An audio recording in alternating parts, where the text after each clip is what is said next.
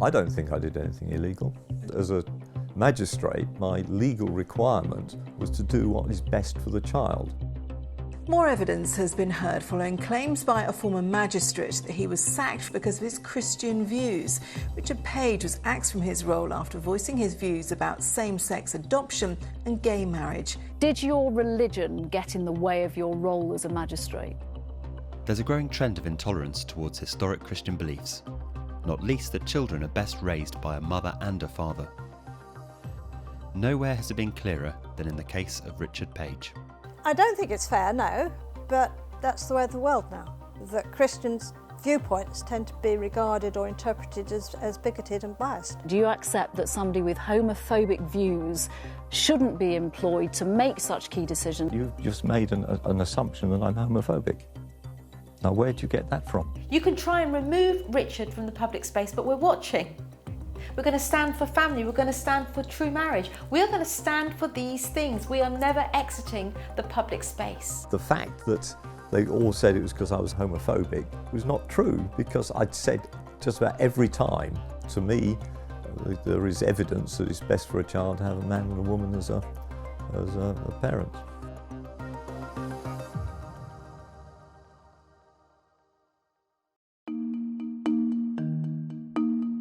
It's time to put an end to people like me living in fear and losing their jobs.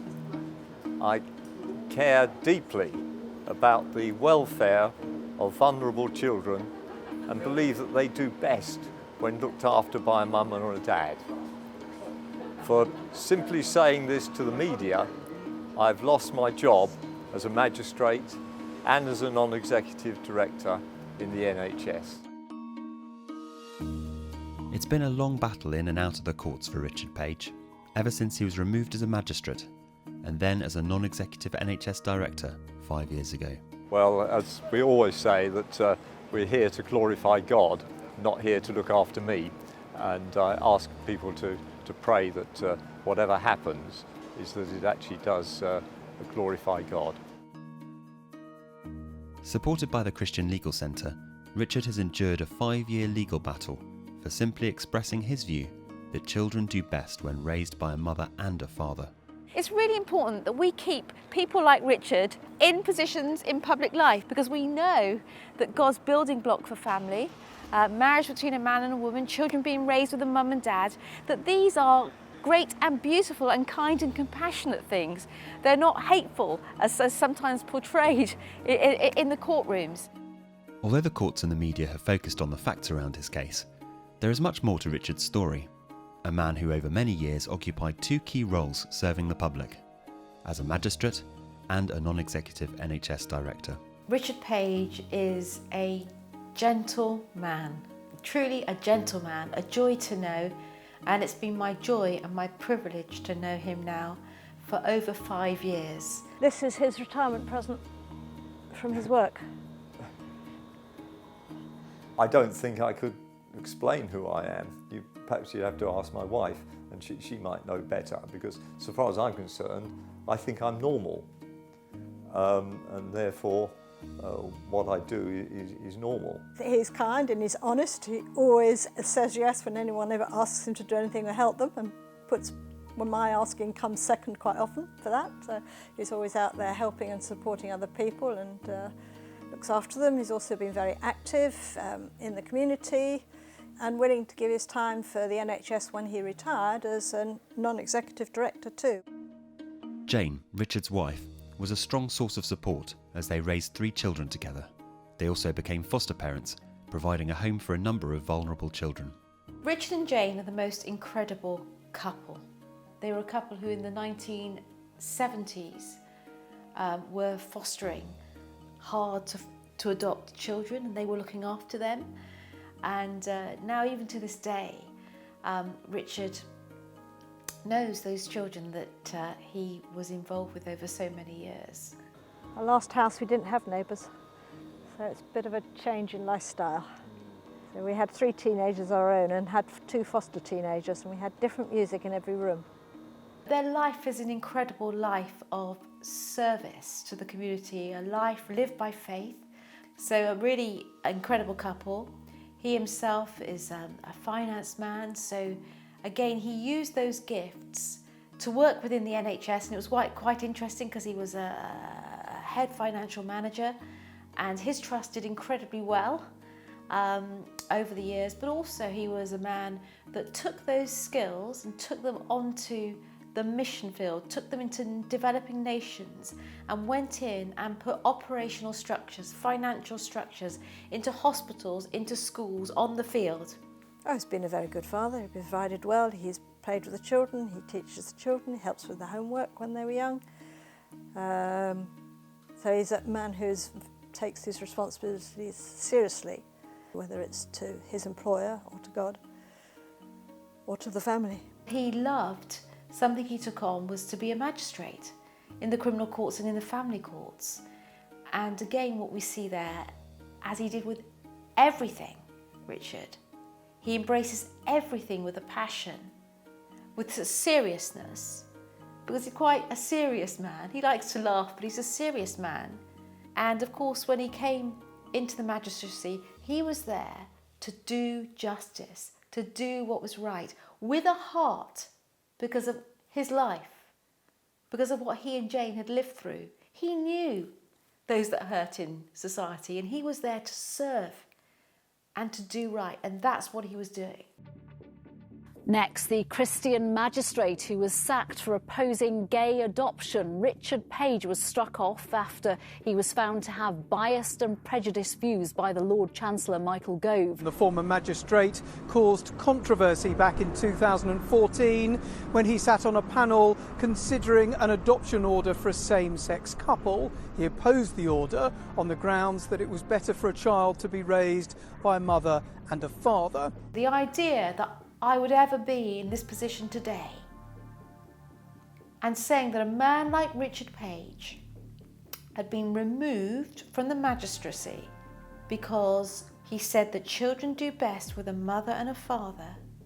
Well, if you'd ever told me that, I'd say that couldn't possibly happen in Great Britain. You have such a responsibility in the role that you were doing. Do you accept that somebody with homophobic views shouldn't be employed to make such key decisions? You've just made an assumption that I'm homophobic. Now, where'd you get that from? Because you are saying that being a man and a man or a woman and a woman is not normal. The fact that they all said it was because I was homophobic was not true, because I'd said just about every time my understanding of how a child is made is a man and a woman, and therefore a man and a woman should be the parents for that child, and that is best, and it's natural, and that's the way that is seen in the world, that is the best for a child, is to have a man and a woman, husband and wife, mum and dad, as the parents for a child. The media interest around Richard's case kept growing, and it wasn't long before he was invited to appear on a BBC feature on religious discrimination in the workplace in March 2015. My responsibility as a magistrate, as I saw it, was to do what I considered best for the child, and my feeling was therefore that it would be better if it was a man and a woman who were the adoptive parents. Following the BBC interview, fresh disciplinary proceedings were brought against Richard. A year later, Richard was dismissed by the then Lord Chancellor, Michael Gove. It's not fair that he was removed. Of course it's not fair. He said something in private that became public. He responded to it. For responding to it and for his name being in the media, he was then essentially hounded. It was a witch hunt. More bad news followed. After 20 years' unblemished experience, Richard was also suspended from his role as a non-executive director at an NHS Trust. Kent and Medway NHS Trust claimed that Richard had brought the trust into disrepute and prevented him from returning. What does this mean for everyone if we cannot express this viewpoint? Just because we say this, does this mean that immediately we hate or exclude others? No. I don't think it's fair, no, but that's the way of the world now. That Christians' viewpoints tend to be dismissed and tend to be regarded or interpreted as bigoted and biased. That's unfair. With support from the Christian Legal Centre, Richard's case has now reached one of the UK's highest courts. The case will test whether someone can be forced out of a public position for sharing their beliefs. We're seeking to say we will not go away if it takes us 5 years, if it takes us 50 years. We're going to stand for freedom. We're going to stand for Jesus Christ. We're going to stand for truth. We're going to stand for family. We're going to stand for true marriage. We're going to stand for these things. We are never exiting the public space on these things. You can try and remove Richard from the public space, but we're watching. As a Christian, you must stand up and be a Christian. And regardless of what's going to happen to you. I mean, if you just follow what happened to the disciples after Jesus died, they had big problems, and yet they didn't stop following Jesus just because they thought, oh dear, I'm going to be in trouble. I may go to prison. I may get killed. That isn't what we should do. I'm very pleased that Richard's been able to stand up for children and to the powers that be that try to silence us, and as they try and silence many Christians and exclude them from being able to say their own opinions. And I'm glad we've had the opportunity to be able to, or Richard has had the opportunity to be able to say something. If a judge cannot say what is evidently true, then this means that all people that believe that marriage is between a man and a woman, and all people that believe that children do best with a married mum and dad, will be removed from public roles. It's wholly disproportionate, deeply unjust, and has to be remedied.